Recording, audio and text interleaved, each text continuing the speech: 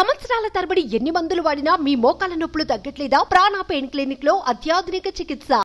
పని చేయాలంటే లంచం ఇవ్వాల్సిందే అన్నట్టుగా తయారయ్యారు కొందరు అధికారులు. ఫైలు కదలాలంటే జేబు నింపాల్సిందే. ఒకవేళ అలా చేయకపోతే ఆఫీస్ చుట్టూ తిరిగి తిరిగి చెప్పులు అరిగిపోవాలి తప్ప పని మాత్రం కాదు. అదిగో చేస్తాం ఇదిగో చేస్తాం అంటారే తప్ప మామూలు ఇవ్వందే కొంతమంది సంతకం కూడా పెట్టరు. వాళ్లకు కావాల్సింది దక్కే వరకు టార్చర్ మామూలుగా ఉండదు. తాజాగా విశాఖలోని 2 గ్రామ పంచాయతీ కార్యదర్శులు లంచం తీసుకుంటూ ఏసీబీకి అడ్డంగా దొరికిపోయారు.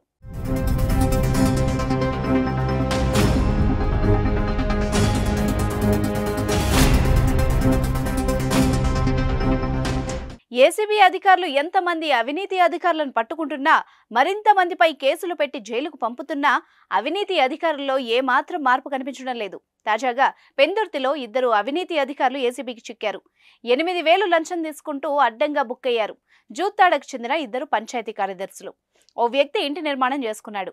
ఆ ఇంటికి పన్ను విధించాలని పంచాయతీ కార్యదర్శి సత్యనారాయణకు కోరాడు. ఇందులో మరో పంచాయతీ కార్యదర్శి ప్రవీణ్ కూడా ఉన్నారు. పని చేసి పెట్టాలంటే 10,000 లంచం చెల్లించాలని డిమాండ్ చేశారు ఆ అధికారులు. అంత ఇచ్చుకోలేనని చెప్పడంతో 3,000 వరకు అయితే అడ్జస్ట్ చేస్తానని చెప్పాడు బాధితుడు.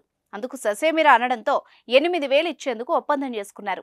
ఆ అధికారుల బాధపడలేక లంచం ఇవ్వడం ఇష్టం లేక ఈ విషయాన్ని ఏసీబీ అధికారులకు బాధితుడు సమాచారం అందించాడు.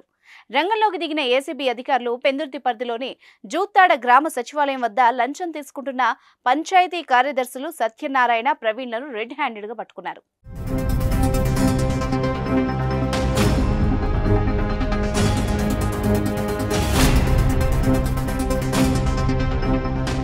సుమన్ టీవీలో మీ పర్సనల్ అండ్ బిజినెస్ ప్రమోషన్స్ కోసం కింది నెంబర్కి కాంటాక్ట్ చేయండి.